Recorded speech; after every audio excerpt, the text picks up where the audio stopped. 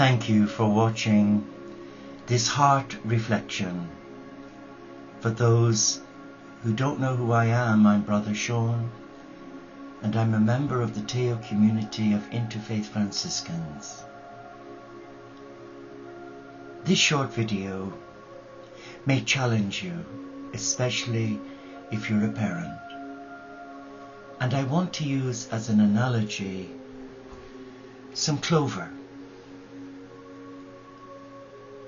As I was out walking with the dogs just a few minutes ago in the wood, I looked at this piece of clover and I thought, you're beautiful. And something said to me, pick it up and use it as a video, and the universe will give me words. Mother Earth will give me words. The Creator will give me words. So I'm sat here with a blank sheet of paper, with an open heart, willing to hear so that I can share. You could say the story is about Mr and Mrs Clover, one happy, one sad. There we go. But let us focus on this. It's fulfilled its purpose. It has flowered and it shed its seed. Whereas the other is almost coming to the end, but still in flower and still very beautiful. Mr. Clover looks dead. And I want to share with you something I heard yesterday evening on the BBC World News. There was a filmmaker talking about his sadness at the uptake of society to embrace creation and the earth. Now, he wasn't a Christian, he wasn't New Age, he wasn't trying to force his ideology down your throat, but he did some research. His research was looking at his own children. He had a little boy of 5 and a girl of 7. And all they were doing all day was being immersed in their child's iPad or on their computer.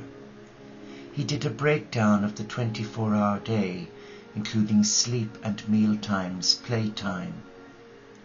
But none of that included going outdoors except to play school. And you and I will know that when we were children, most of our time was outside because we didn't have television or technology to distract us. And the plus side of that, it gave us a lot of social skills. And also it boosted our immune system, because inevitably, if anyone had a runny nose, we too got a runny nose. But what was really disturbing in his findings, he went to quite a few schools, junior school and senior school, or lower and upper. Well, he went to the upper school, for the junior school first, and many young children there, when he asked them, do you play outside? 99.8% said no, because there was nowhere for them to play. And this is inner London. And when he asked the young children about the animals going into nature, he had a makeshift stage with like a farm, and all the little animals in it, the sheep, the cows, the pigs, the goats, the chickens and ducks. And the little children were just amazed looking at these animals and the trees overhanging. Yes, it was make-believe, but they were drawn to it, and they sensed a fantasy, and they loved it. And some were crying because they would like to be a part of that but couldn't access it. And when asked, because many of them were one-parent families, but the mother or father were multitasking, and they had to wait till a weekend when the dad would take them to the park. And that wasn't always safe because of a lot of dog poo. But then what was alarming, he went to a senior school where you had 16-year-olds, and only one said she would consider, out of a group of 50, she would consider going into the country. And these are some of the excuses given for not wanting to go. Boring. Not helpful. You get dirty. Your clothes smell. Depressing. Not for me. Old-fashioned. Not necessary. Disturbing. And it went on and on and on. So he asked, well, how do you spend your day? Texting friends, on my iPad, on my computer. And he said, is that all that you do? Well, that's all I want to do. That's all I'm interested in. And this represents they're dying a death because they're not creating their own beautiful creation, and they're not allowing themselves embrace creation spirituality. And when they become parents, society is going to be all the more poorer because their heart was closed. And interestingly, a survey was done in London, and it said that it's the most unhappiest place to live because people are all sad. So what they did was, the BBC, they dressed up one of their staff as a clown with those enormous shoes with the bulbul head, a happy face, some flowers from his hat, and he was blowing a trumpet or a bugle. And he had a flower in one hand and he kept coming up to people smiling. Nobody was interested. There was no smile, no acknowledgement. Isn't that sad? Why has society lost the art of connecting with nature? I find the whole thing very disturbing, because nature is the cathedral of God. Nature is a living, vibrant family in its own right. And yet today, Mr and Mrs Clover have mixed emotions. And it's no wonder Gaia and the angels and elementals and the divas of the forests and woodlands are not happy with mankind. Because if we have a mindset where we don't wish to connect with nature or make the effort to go out into nature, kick off those shoes and walk on the sacred earth, embrace the animal kingdom, breathe in the fresh air, then in later life we're going to be all the poorer for that. Don't you think? Let me read to you from John O'Donoghue's beautiful book, To Bless the Space Between Us. And he shares with us a heart reflection in praise of the earth. Let us bless the imagination of the earth that knew early the patience to harness the mind of time, waited for the seas to warm, ready to welcome the emergence of things dreaming of voyaging among the stillness of the land. And how light knew to nurse the growth until the face of the earth brightened beneath a vision of colour. When the ages of ice came and sealed the earth inside an endless coma of cold, the heart of the earth held hope, storing fragments of memory ready for the return of the sun.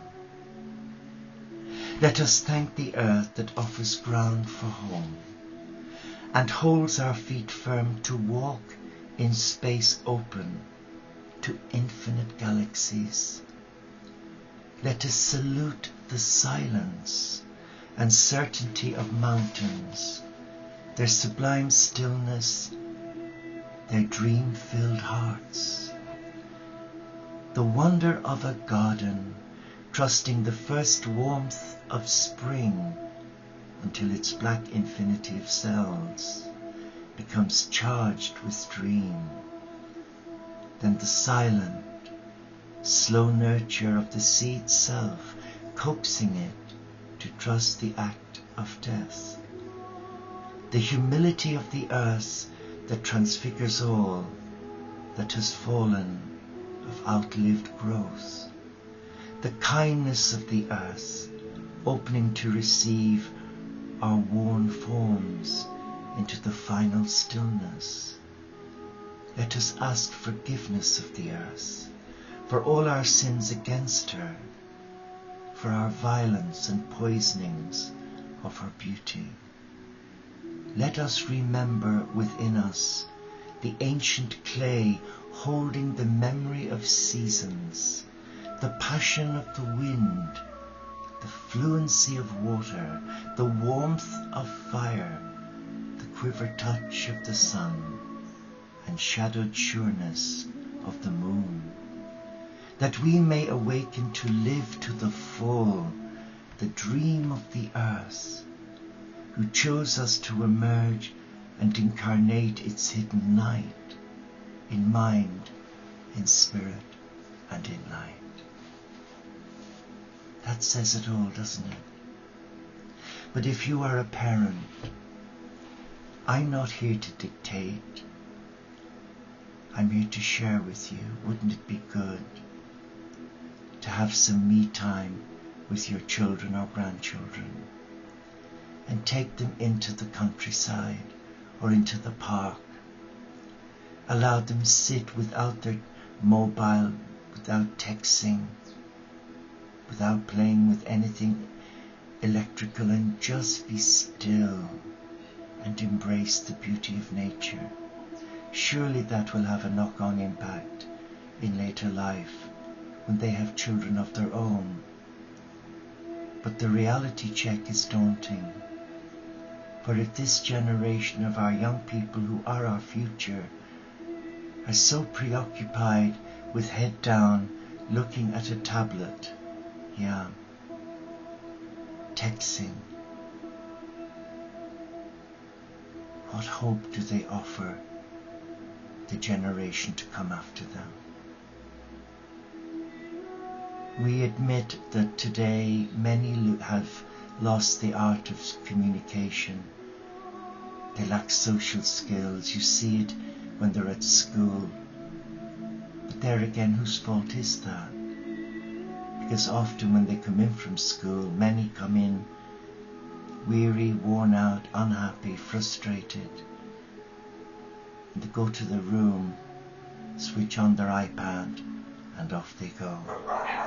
So thank you for watching. The dogs agree. The postman has just delivered the mail, and they're certainly saying, we don't like you. But I just want to say to you and share with your heart, it takes a lot of courage. It takes a lot of courage to face one's own fear. And it takes even greater courage to embrace the unknown. But if you need help, then contact us. Contact us. For we all have to learn somewhere. And though I was brought up in a city in Dublin, thankfully we had lots of beautiful parks and places to go to. And yes, we were taken to them. And in my monastic life from the 60s, I lived on an island as a young trainee monk. And it was beautiful. And the house in Northern Ireland where I went to do my psychiatry, it was right on the seafront, was our hospital. So I have been blessed.